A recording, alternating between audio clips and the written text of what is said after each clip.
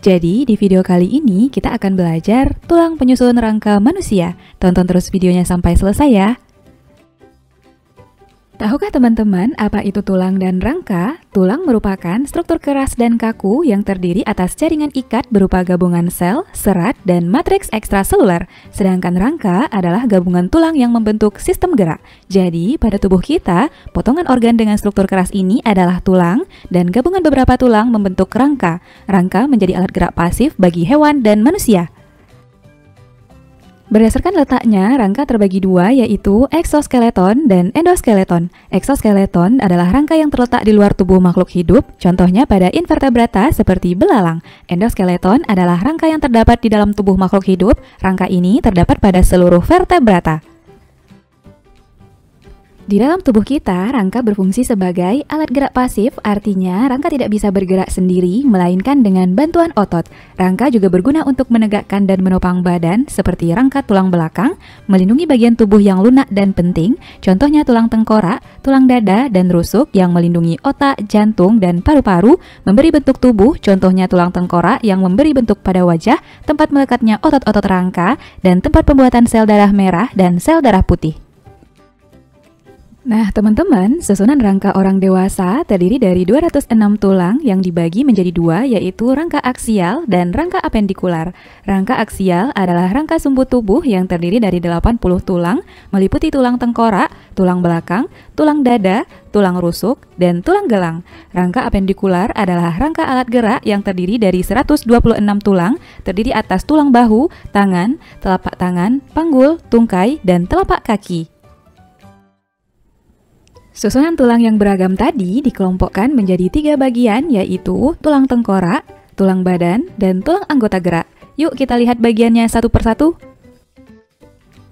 Pertama, tulang tengkorak. Tengkorak kita disusun oleh tulang-tulang pipih. Tulang tengkorak dibedakan menjadi dua, yaitu tulang bagian kepala dan tulang bagian muka. Tulang bagian kepala terdiri dari tulang dahi, tulang baji, tulang ubun-ubun, tulang pelipis, dan tulang kepala belakang. Tulang bagian muka terdiri dari tulang air mata, tulang hidung, tulang pipi, tulang rahang atas, dan tulang rahang bawah.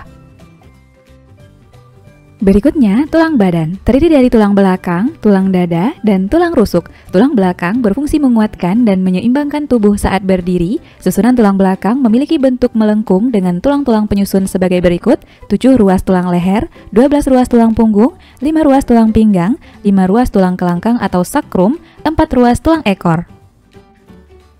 Tulang dada tersusun atas tulang pipih yang terdiri dari bagian hulu, badan, dan tajub pedang. Tulang rusuk memiliki bentuk melengkung, membentuk rongga sehingga berfungsi untuk melindungi organ jantung dan paru-paru dari gesekan.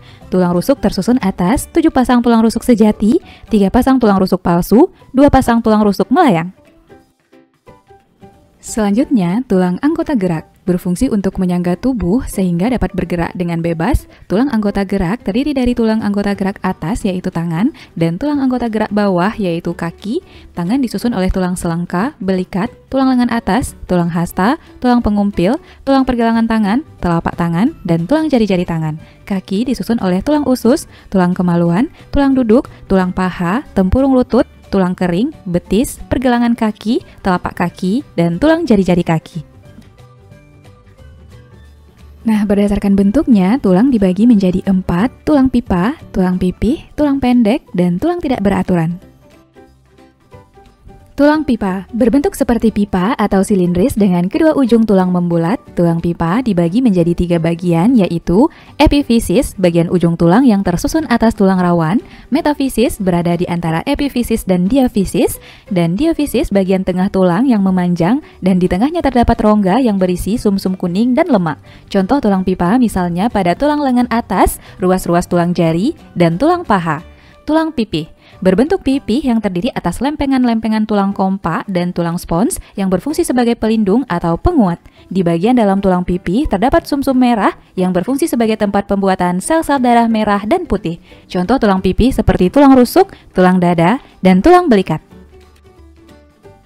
Selanjutnya, tulang pendek memiliki bentuk kompleks atau pendek dan tidak beraturan. Contohnya, tulang-tulang pada pergelangan tangan, pergelangan kaki, telapak tangan, telapak kaki, dan ruas-ruas tulang belakang. Terakhir, bentuk tulang tidak beraturan. Terdapat pada beberapa tulang tengkorak, misalnya pada tulang wajah, rahang, dan hidung. Itulah 4 jenis tulang berdasarkan bentuknya. Berdasarkan zat penyusunnya, tulang dibedakan menjadi 2, yaitu tulang rawan dan tulang keras. Tulang rawan atau kartilago tersusun dari jaringan ikat berserabut tebal, matriks yang elastis, dan sel tulang rawan atau kondrosit yang terletak di dalam rongga kecil yang disebut lakuna. Ruang antar sel tulang rawan terisi banyak zat perekat dan mengandung sedikit zat kapur sehingga tulang rawan bersifat kuat dan lentur. Berdasarkan kandungan matriksnya, tulang rawan dibedakan menjadi 3, yaitu tulang rawan elastis, mengandung serabut elastis dan serabut kolagen. Tulang rawan ini terdapat pada daun telinga, epiglotis, dan bronkiolus.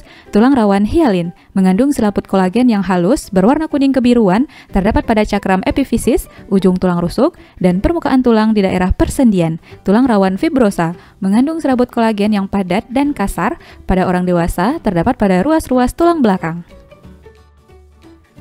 Tulang keras atau osteon disebut juga tulang sejati, disusun oleh jaringan ikat yang mengandung mineral dan dibentuk oleh sel-sel tulang atau osteosit yang terletak di dalam lakuna.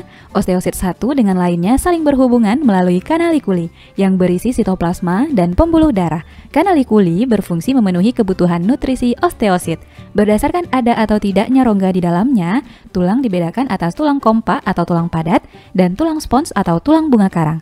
Pada tulang kompak terdapat sistem Haffers. Sistem Haffers ini mengandung pembuluh darah dan saraf sebagai penyuplai zat makanan untuk menghidupi tulang. Selain itu juga terdapat zat kapur, fosfat, dan serabut kolagen. Contoh tulang kompak terdapat pada bagian diafisis tulang pipa. Pada tulang spons tidak terdapat sistem Haffers, mengandung sumsum tulang dan sel lemak. Contoh tulang bunga karang misalnya pada bagian epifisis tulang pipa.